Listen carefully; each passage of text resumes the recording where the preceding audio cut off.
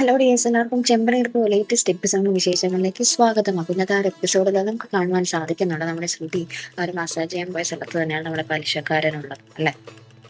അപ്പൊ അവിടെ നമ്മുടെ രേവതി വന്ന് നമ്മുടെ പലിശക്കാരൻ്റെ അടുത്ത് നമ്മുടെ സച്ചിക്ക് തിരികെ കാറ് കൊടുക്കണമെന്ന് പറയുന്നതൊക്കെ നമ്മുടെ ശ്രുതി അറിയുന്നുണ്ട് കേട്ടോ.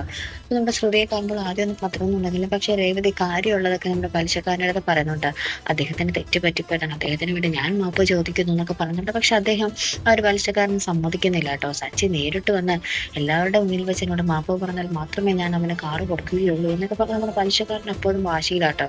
അപ്പൊ നമ്മുടെ ശ്രുതി ഈ കാര്യം വെറുതെ ഉള്ളു. ശ്രുതി ഇത് വന്ന് അപ്പൊ തന്നെ വീട്ടിൽ എല്ലാവരോടും പറയുന്നുണ്ട്, സച്ചി ഇത്ര നാളും കള്ളം പറയുകയായിരുന്നു, അവൻ ജോലിക്ക് പോകാതെ എവിടെയോ വെറുതെ തെണ്ടിത്തിരിഞ്ഞിട്ട് വരും, അതാണ് ചെലവിന് കൊടുക്കാൻ പോലും എൻ്റെ അടുത്ത് ഇല്ലാതിരുന്നത് എന്നൊക്കെ പറഞ്ഞ് നമ്മുടെ ശ്രുതി കുറെ പറയുന്നുണ്ട് കേട്ടോ.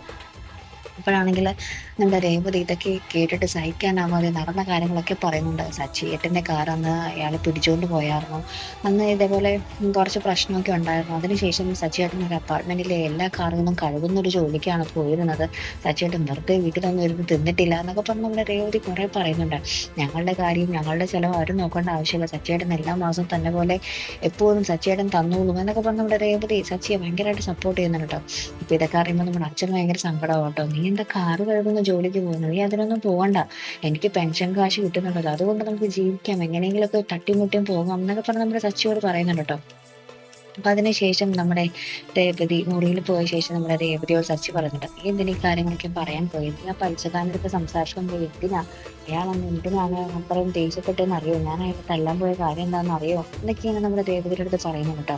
അപ്പൊ രേവതിനോട് പറയുന്നുണ്ട്, പിന്നെ അദ്ദേഹം അന്ന് അച്ഛൻ മരിച്ചു പോയ പിന്നെ ആ ഒരു പൈസ ആര് തരും എന്ന് ചോദിച്ചത് കൊണ്ടാണ് എനിക്ക് അത്രയും ദേഷ്യം വന്ന് അയാളെ തല്ലാൻ പോയത്, വേറെ ഒന്നുമല്ല എന്ന് പറയുന്നുണ്ട്. അപ്പൊ രേവതി പറയുന്നുണ്ട്, ഇക്കാര്യം നേരത്തെ എന്നോട് പറയണ്ടേ, ഇതറിഞ്ഞിരുന്നെങ്കിൽ ഞാൻ അയാളെ തല്ലിയാനേ എന്നൊക്കെ നമ്മുടെ രേവതി പറയുന്നുണ്ട്.